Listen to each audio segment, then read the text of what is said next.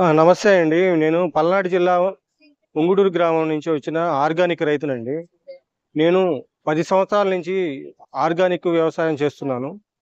మన గో ఆధారిత అంటే మన పేడతో కలిపిన మామూలుగా జీవామృతము వాటితో వ్యవసాయం చేస్తున్నానండి.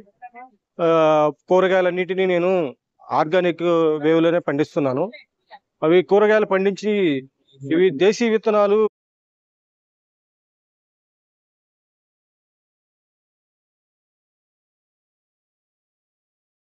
దేశీ విత్తనాలు ఆర్గానిక్‌లో పండించుకుంటే చాలా రుచిగా ఉంటాయి. ప్లస్ దిగుబడి కూడా బాగా ఉంటుందండి. ఆర్గానిక్‌లో జీవామృతం వాడితే ఎక్కువ బలం అనేది చేకూరుతుంది. దానివల్ల దేశీ విత్తనాలకి ఎటువంటి చీడపీడలు సంక్రమించవు. తొందరగా దిగుబడి బాగుంటది. ప్లస్ ఇవి జస్ట్ జనరేషన్‌కి కూడా విత్తనాలను మనమే తయారు చేసుకొని, మనమే పండించుకోవచ్చు. ఇప్పుడు మిద్దె తోటల వాళ్ళు కూడా ఈ విత్తనాలు తీసుకొని, వాళ్ళే పండించుకొని ఒకళ్ళనొకళ్ళకి ఇచ్చిపుచ్చుకుంటున్నారు. ఈ దేశీ విత్తనాలు చాలా రుచిగా ఉంటాయి. ప్లస్ మన ఆరోగ్యానికి కూడా ఇవి చాలా బాగుంటాయి. ఆరోగ్యంగా ఉపయోగపడుతుంది. ఈ దేశీ విత్తనాలు ఇప్పుడు బాగా ప్రాచుర్యం పొందింది. ప్రతి ఒక్క నగరాలలో దేశీ విత్తనాల కోసం అందరూ ఎదురు చూస్తున్నారు. కొనుక్కొని తీసుకెళ్లి పండించుకొని ఇతరులకు కూడా పంచుతున్నారు. నేను ఈ దేశీ విత్తనాలను ఇప్పుడు నా దగ్గర ఒక 70 రకాల దేశీ విత్తనాలు ఉన్నాయి. దీన్ని 200 దేశీ విత్తనాలుగా పెంచాలని నేను తాపత్రయపడుతున్నాను. పెంచడానికి కూడా కృషి చేస్తానని అనుకుంటున్నాను. చెప్పమంటే చెప్తా. ఇది ఎర్ర తోటకూర అండి.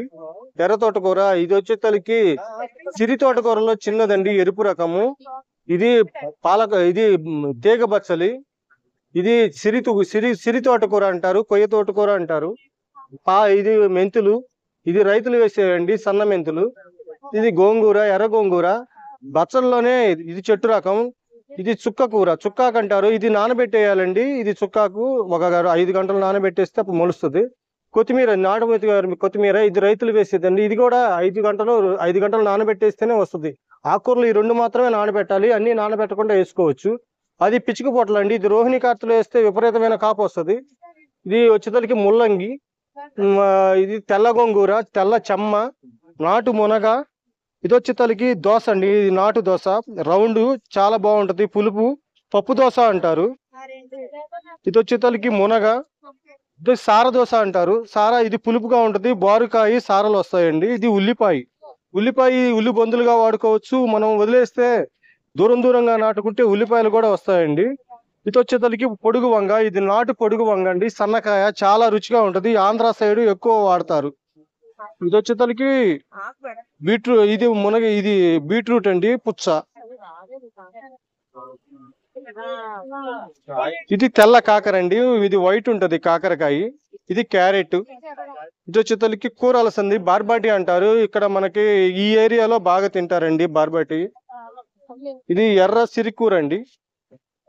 ఇది వైట్ అలసంద అండి. వైట్ అలసంద అంటే ఇవి గుగ్గిలుగా వాడుకొని పిల్లలకు పెడితే చాలా బలమైన ఆహారము.